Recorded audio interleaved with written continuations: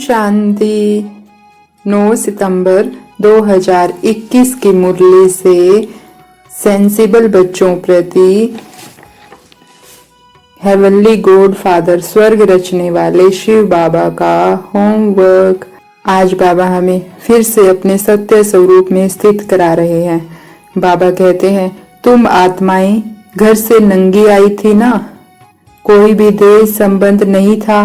आत्मा जब शरीर में प्रवेश करे, बड़ी हो, तब उनको समझाया जाता है कि यह तुम्हारा बाबा है, यह फलाना है।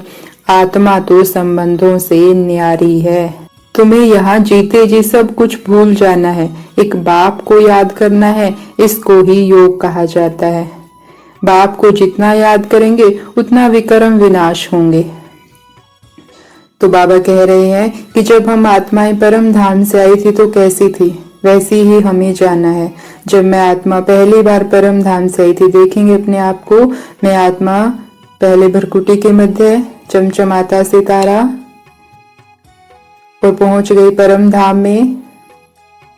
परम धाम में मैं आत्मा कैसी हूँ महसूस करेंगे, ना किसी से कोई संबंध, सिर्फ चमचमाता सितारा अपने सत्य स्वरूप में, संपूर्ण पवित्र, एकदम शांत। फिर मैं नीचे आई, अपना पहला जन्म। जैसे ही मैं नीचे आई तो क्या कोई मेरा संबंधी था? क्या मैं कोई संबंध साथ लेकर आई थी? कोई मेरा माता था, कोई मेरा पिता था? नहीं। जब मैं थोड़ी बड़ी हुई तो मुझे समझाया गया कि ये तुम्हारे माता हैं, ये तुम्हारे पिता हैं। तो बाबा कहते हैं जैसे तुम आए थे वैसे ही जाना है। मतलब जब हम जाएंगे तो भी हमारा कोई संबंधी साथ नहीं होगा। मैं आत्मा फिर से कैसे हो जाऊंगी? हर संबंध से न्यारी। इसीलिए कहते हैं आप मुए मर गई दुनिया। मतलब हम मरे, अगर कोई आत्मा शरीर छोड़ती है तो उसके लिए जैसे सारी दुनिया ही मर गई, ना उसका कोई माँ है, ना कोई बाप है, ना कोई पिता है।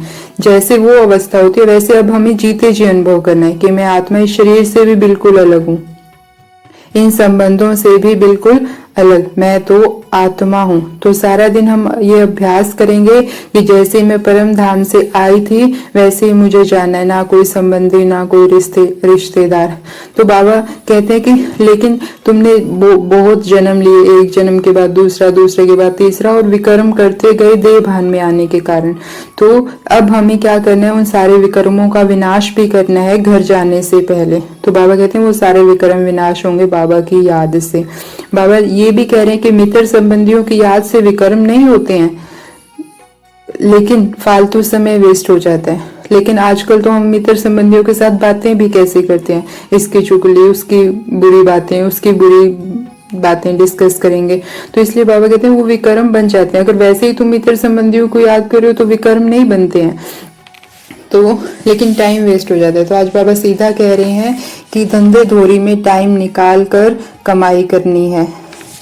तो आज हम सारा दिन एक तो ये ध्यान रखेंगे कि मैं आत्मा जैसी आई थी बिल्कुल इस शरीर से भी अलग थी, वैसे ही मुझे वापस जाना है। सारा दिन मैं तो आत्मा हूँ, ये संबंध मैं लेकर नहीं आई थी, सारे यहीं जोड़े हैं और यहीं छोड़कर जाने हैं। दूसरा अभ्यास क्या करेंगे? समय निकालेंगे थोड़ा थोड़ा। चाय बना रहे हैं तो चाय बनाते बनाते हमारे पास समय है, चाय तो अपने आप बन रही है, हमें तो सामान डालना है। तो उस समय याद किया, थोड़ा थोड़ा टाइम निकाल कर बाबा को याद करते रहना है। हमने समय भी निकाला, हम याद करने भी बैठे, लेकिन हमें कौन खींचता है? हमारे संबंध, हमारे रिश्तेदार। तो बाबा कहते हैं उनसे नष्टो मोह बनने के लिए बेहद की वैराग्य वृत्ति चाहिए, तभी हमारी अचल और डोल अवस्था होगी। अब बेहद की वैराग्य वृत्ति कैसे? कि मुझे मान लो कोई संबंधी याद आ रहा है तो मेरे को मेरा पति याद आ रहा है, मम्मी याद आ रही है, तो अपने मन को समझाएं कि इस जन्म में मेरी मम्मी ये है, पिछले जन्म में कोई और थी, उससे पिछले जन्म में कोई और थी। तो ऐसे तो मैंने अनेक मम्मियां बदली है, ये तो मेरे सिर्फ कर्मों के हिसाब से मुझे कोई मम्मी के रूप में, कोई पापा के रूप में मिला है तो सब हम आत्मा ही। तो जब हम बार बार ये अभ्यास करेंगे तो हमें बेहद की वैराग्य वृत्ति आने लग जाएगी। ये जो या फिर कोई सामान खींच रहा है तो ये सब विनाश होने वाला है और अब मुझे अपने घर वापस जाना है। जब हम बार बार ऐसा अभ्यास करेंगे तो हमारी बेहद की वैराग्य वृत्ति बन जाएगी। तो ऐसी बेहद के वैरागी बन राज ऋषि बनने वाले आत्माओं को ओम शांति। शुक्रिया बाबा।